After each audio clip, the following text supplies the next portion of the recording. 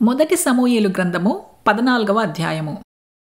నేను నా శత్రువుల మీద పగ తీర్చుకొనక మునుపు, సాయంత్రము కాకమునుపు భోజనము చేయువాడు శపింపబడును అని సౌలు జనుల చేత ప్రమాణము చేయించెను.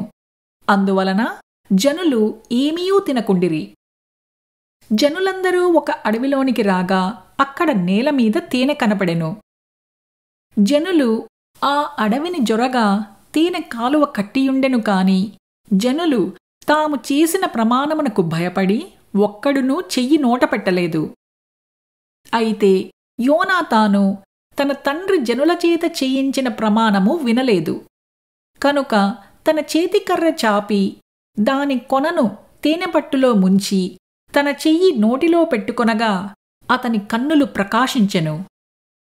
జనులలో ఒకడు, నీ తండ్రి జనుల చేత ప్రమాణము చేయించి ఈ దినమున ఆహారము పుచ్చుకొనువాడు శపింపబడునని ఖండితముగా ఆజ్ఞాపించియున్నాడు. అందుచేతనే జనులు బహుబడలియున్నారని చెప్పెను. అందుకు యోనాతాను, అందుచేత నా తండ్రి జనులను కష్టపెట్టినవాడాయెను. నేను ఈ తేనె కొంచెము పుచ్చుకున్న మాత్రమున నా కన్నులు ఎంత ప్రకాశించుచున్నవో చూడుడి.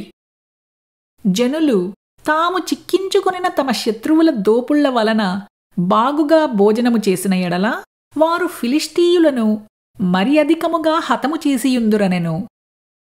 ఆ దినమున జనులు ఫిలిష్తీయులను మిక్మషు నుండి అయ్యాలోను వరకు హతము చేయగా జనులు బహుబడలికనొందిరి. జనులు దోపుడు మీద ఎగబడి గొర్రెలను, ఎడ్లను, పెయ్యలను తీసుకుని నేలమీద వాటిని వధించి రక్తముతోనే భక్షించినందున జనులు రక్తముతోనే తిని యెహోవా దృష్టికి పాపము చేయుచున్నారని కొందరు సౌలునకు తెలియచేయగా అతడు, మీరు విశ్వాసఘాతకులైతిరి. పెద్దరాయి ఒకటి నేడు నా దగ్గరకు దొర్లించి తెండని చెప్పి మీరు అక్కడికి జనుల మధ్యకు పోయి అందరూ తమ ఎద్దులను తమ గొర్రెలను నా యొద్దకు తీసుకుని వచ్చి ఇక్కడ వధించి భక్షింపవలెను. రక్తముతో మాంసము తిని యెహోవా దృష్టికి పాపము చెయ్యకుడని వారితో చెప్పుడని కొందరిని పంపెను.